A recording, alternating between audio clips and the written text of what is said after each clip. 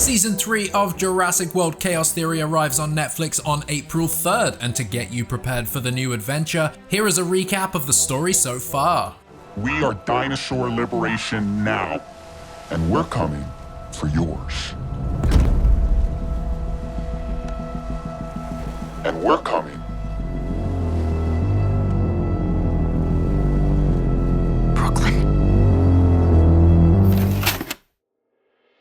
There is a link in the description for a much more detailed recap of Season 1, but to provide a very brief summary, the first season follows the Nublar 6 years after the events of Camp Cretaceous. The characters are grappling with a world now populated with dinosaurs and also mourning the loss of one of their own, Brooklyn. After Ben arrives at Darius' cabin late at night, he convinces his fellow ex-camper that someone is following him and that this mysterious entity is also after the rest of the Nublar 6 and may have also had something to do with Brooklyn's death. It is at that very moment that two Atrociraptors break into Darius' cabin, the two only just getting away. The rest of Season 1 takes them on a road trip to reunite Kenji, Sammy, and Yasmina to inform them of the impending threat and to also figure out what happened to Brooklyn.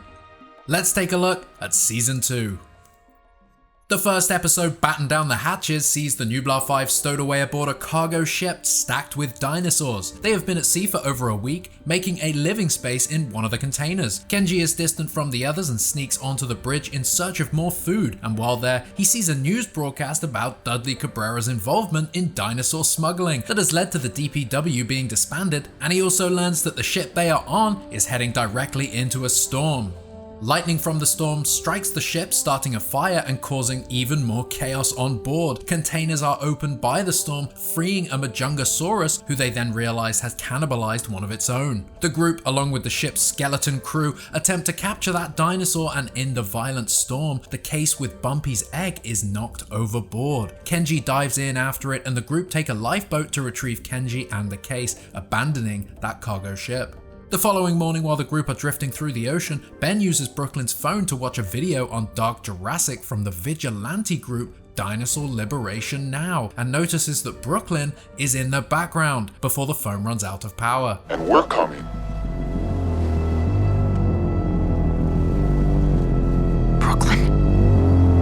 In the second episode, The Marooned 5, the group arrive on dry land and meet Zaina and her mother Aminata, who own and run their family farm. The group learns that they are in Africa, in a country called Senegal, and that dinosaurs are here, despite previously only being known to roam North America. The dinosaurs have been visiting the farm, and Zaina has befriended a Gallimimus and called it Geba.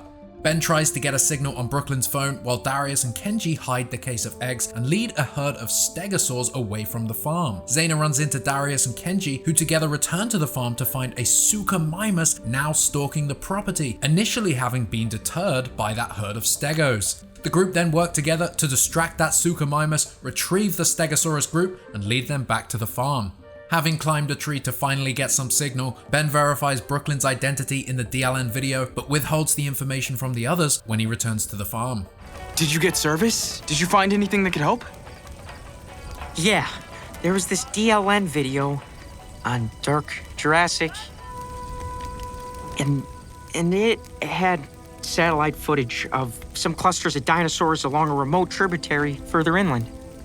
All right, Pinkus! The third episode, Clever Girl, is a series of flashbacks that reveal what happened the days leading up to Brooklyn's attack and the events that occur immediately after. Brooklyn is working with Dark Jurassic user Clever Girl 86 to investigate the dinosaur smuggling operation. She meets with Daniel Kahn, who claims to not be involved, but he expresses interest in working together. Brooklyn's absence from Kenji's life due to a strict dedication to her work leads to their breakup, and that night she receives a bag of cash from Mr. Kahn.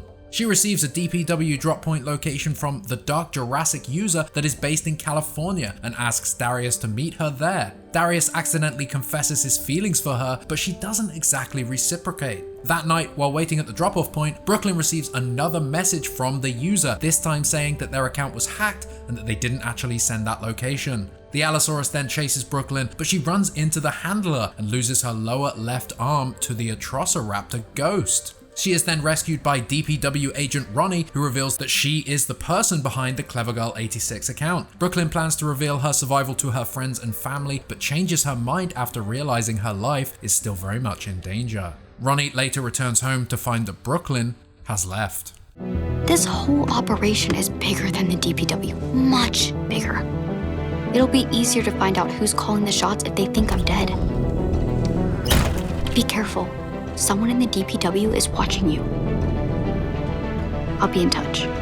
Episode 4 sees Brooklyn aiding in the Dinosaur Liberation Now group under the alias of Sydney, working alongside its leader Ernest to raid dinosaur farms. She remains in contact with Ronnie, and they discover that the farms are all located near landing strips that are frequented by the same plane originating from Dubai. Brooklyn convinces Ernest that they should continue the DLN's work overseas in Dubai, but after he arranges a boat for them, she instead cuts off contact with him and departs alone. Meanwhile, back in Senegal, the Nublar 5 prepare to leave the farm and head upriver to find where the dinosaurs are coming from. Aminata tries to convince Zaina to join them upriver as she never leaves the farm, and it would allow her to visit her father. As Ben gathers supplies from the abandoned lifeboat, he discovers a hidden tracker. While gathering fruit for their journey, Yaz witnesses Geba being taken by poachers. Kenji is knocked out as the case of eggs is also stolen. With increased motivation to rescue Geba, Zaina agrees to join the Nublar 5 on their expedition upriver. Gather all the supplies right here. We leave at first light. Glad to have you on board. In episode 5, the group embark up the river. Ben is grappling with his knowledge of Brooklyn being alive, but still keeps the information to himself. Brooklyn arrives in Dubai and has been monitoring the broker and manages to sneak into their apartment by posing as a food delivery person before it is unveiled that the broker is Soyona Santos. We learn about Soyona's backstory here before she summons Atrociraptor Red to pose inches from Brooklyn, who of course is terrified. She is, however, able to keep her composure while Soyona shows that she is in control of Red with a remote control and demonstrates as such. She reveals that she knows who Brooklyn is, that she knows about her movements, and threatens to catch up to her friends soon enough. A struggle ensues, Red attacks Brooklyn, but she manages to escape. Back in Senegal, the group encounter brachiosaurs in the river who become startled and begin to panic, endangering the boats. Sammy grabs the flare gun as the boats maneuver through the panicked dinosaurs. Kenji dives into the water and retrieves that flare gun and fires it to distract the dinosaurs and save the group. A little while later, Ben video calls Brooklyn and the two talk, agreeing to keep her survival a secret. Brooklyn, we can help. We're in No, don't tell me anything. If I know, then I need more time to figure things out, but I can't do that and keep you safe. Just don't do anything stupid and stay away. It's for your own good. You have to trust me. Brooklyn! Tell no one. Brooklyn! The 6th episode, Up the River, Brooklyn deletes her Dark Jurassic profile and plans her escape. Ben keeps this information to himself as the group continues upriver, but after an incident with a hippopotamus, the group have to head to a boathouse, which is luckily nearby, to restock their supplies and find a better boat. Sammy finds a dead body behind the building and tries to distract Zaina from the situation as Ben is confronted by Yaz about his obsession with finding the phone. He lets out about Brooklyn and awkwardly asks Yaz what he should do. The group is then startled by a large flock of birds flying out of the jungle, followed by a pteranodon. However, the pteranodon is attacked from behind by a suchomimus which charges out of the trees. The suchomimus attacks the group as they manage to push the boats in the river, and Kenji creates a distraction by shining a flashlight in its eyes. However, the hippo returns, putting the group in between the two creatures. This all leads to Yaz being knocked out by the suchomimus' tail during the fight. The group narrowly escape, but in the chaos, accidentally leave Yasmina behind.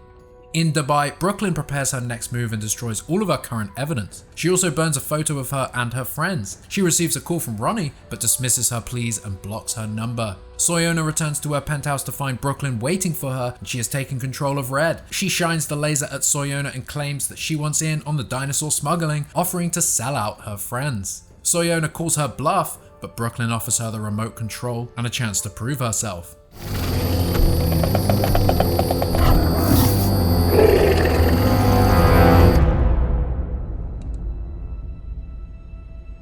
If I wanted to take you out, I would have done it already.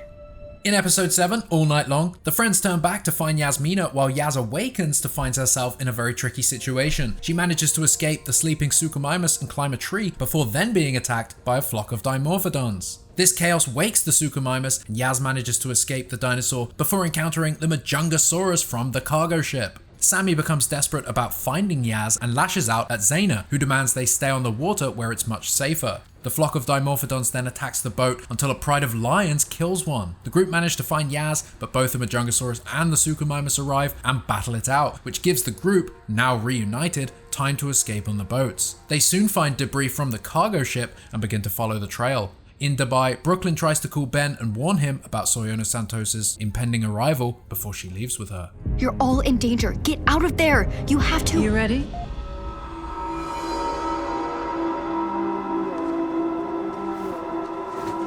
Absolutely. A two-parter now. Part 1 of Lab Partners finds the group at an abandoned chicken farm where a pair of chained-up monolophosaurs soon break free, causing Ben and Kenji to be separated from the group. Both groups manage to escape those dinosaurs and find themselves in separate entrances to a secret underground facility. The group with Darius finds several dinosaur incubators and realize that the broker is also cloning her own dinosaurs. They are soon interrupted by one of the cargo ship crew running towards them with Atrociraptor Red in pursuit. It kills him as the group climbs into an arena to hide. A blind leucistic baryonyx with a hyperacute sense of hearing enters the arena before a container with Geba inside is also lowered down. Yaz, Sammy and Xena get inside that container, but as it begins to be raised, Darius falls back down. Meanwhile, Ben and Kenji find themselves on separate sides of an observation room. Brooklyn enters on Ben's side and admonishes him for being at the facility before leaving with the case of eggs. Kenji witnesses the exchange from the other side of a one-way mirror, which of course reveals to him that Ben knew Brooklyn was alive this whole time. Brooklyn! I told you to stay away. You can't be following me like this.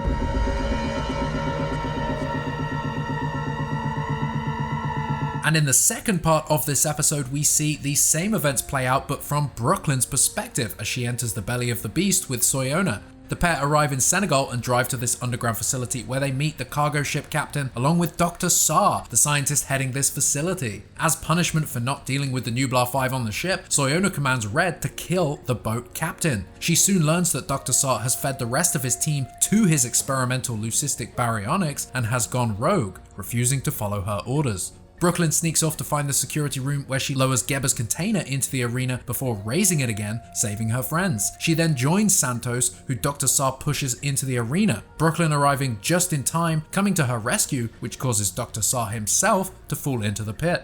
Brooklyn earns Santos' trust and retrieves the case of eggs, but informs Ben of her plan to expose the entire operation. As Brooklyn returns to Santos, she remarks that the facility will be destroyed to cover her tracks.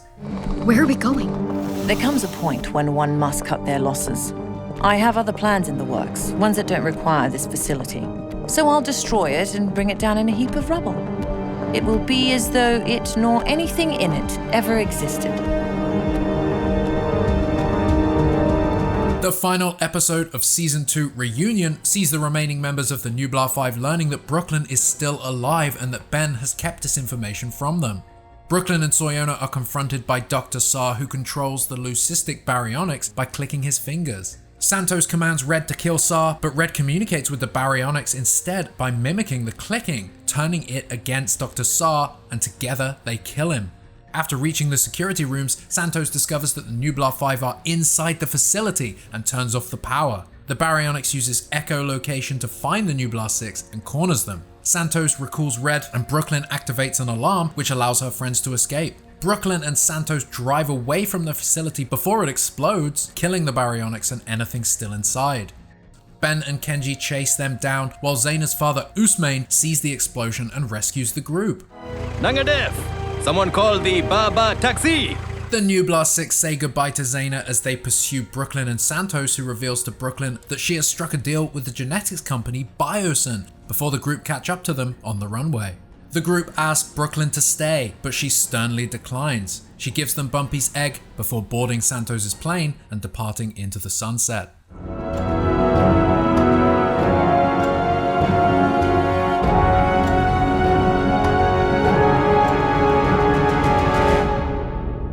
I hope you now feel fully recapped and prepared for Season 3 of Chaos Theory. The new season hits Netflix on April 3rd. Will you be watching? Share those thoughts and any else you might have down below, and thank you for watching this video.